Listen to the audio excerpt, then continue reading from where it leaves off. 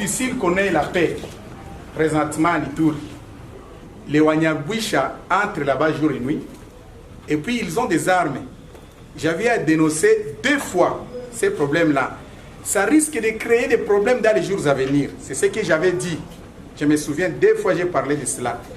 Mais qu'est-ce que les autorités m'ont répondu? Honorable Assamba, laissez ces problèmes-là. Ça, c'est un problème de niveau des Nations Unies.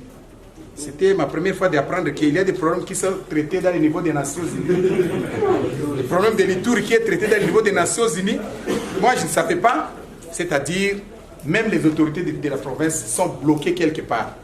Si les autres autorités de la province sont bloquées quelque part, à combien plus forte raison, nous les honorables députés, espérer à la paix présentement à l'Ituri, c'est quelque chose très très difficile.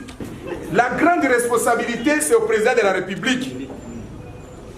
Le président de la République trompe beaucoup.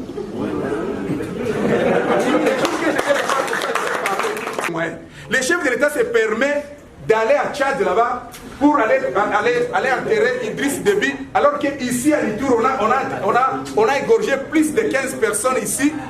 À Beni, on a égorgé beaucoup de personnes. Est-ce que moi je commence à douter si le chef de l'État a vraiment le souci de la population iturienne?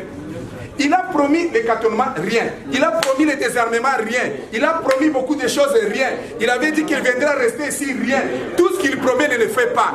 Les jours que le président de la République viendra ici, je vais le dire à face comme ça. Il n'y aura pas la paix, mes chers frères, mes chères sœurs. Donc nous devons prier.